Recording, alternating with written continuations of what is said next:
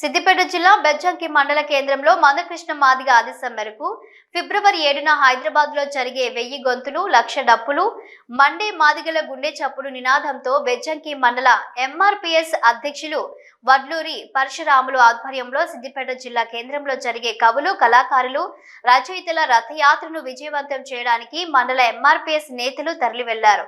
వారంతా బెజ్జంకిలో డప్పు చప్పులతో గ్రామ పురవీధుల్లో భారీ ప్రదర్శన నిర్వహించిన అనంతరం బస్టాండ్లోని అంబేద్కర్ విగ్రహానికి పూలమాల వేసి సిద్దిపేటకు డప్పులతో తరలి వెళ్లారు. ఈ సందర్భంగా మండల ఎంఆర్పీఎస్ అధ్యక్షులు మాట్లాడుతూ సుప్రీంకోర్టు తీర్పుకు అనుగుణంగా రాష్ట్ర ప్రభుత్వం ఏబిసిడి వర్గీకరణను తక్షణమే అమలు చేయాలని కోరారు. ఈ కార్యక్రమంలో ఎంఆర్పీఎస్ మండల ఇన్ఛార్జ్ చింతకింది పరశురాములు, తాడిచెట్టు భూమయ్య, సోము లింగయ్య, కండె మల్లేశం, రాజయ్య, మహంకాళి బాలయ్య, బోనగిరి గంగారం, మోహన్ రాజు, శ్రీనివాస్, ఉపేందర్ బాబు, ఎల్లయ్య, దుర్గయ్య, వివిధ గ్రామ ఎంఆర్పీఎస్ అధ్యక్ష కార్యదర్శులు పలువురు కార్యకర్తలు పాల్గొన్నారు.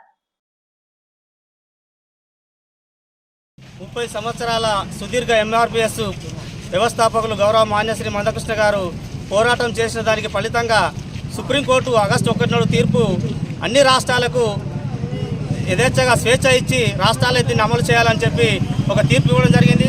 ఆ తీర్పుకు అనుగుణంగానే గౌరవ ముఖ్యమంత్రి గారు అర నిమిషంలోనే మన తెలంగాణ రాష్ట్రం దేశంలో మొదటి స్థానంలో నేను అమలు చేస్తాను, మాదిగలకు అండగా ఉంటా అని చెప్పి మాట్లాడినారు. దానికి అవసరమైతే ఈ ఉద్యోగాలలో నేను ఆర్డినెన్స్ తెచ్చి ఉద్యోగాలని అమలు చేస్తానని చెప్పి మనకు మాట ఇవ్వడం జరిగింది అసెంబ్లీ సాక్షిగా. ఆ మాటకు కట్టుబడి ఉన్నారని మనం విశ్వసిస్తున్నాము.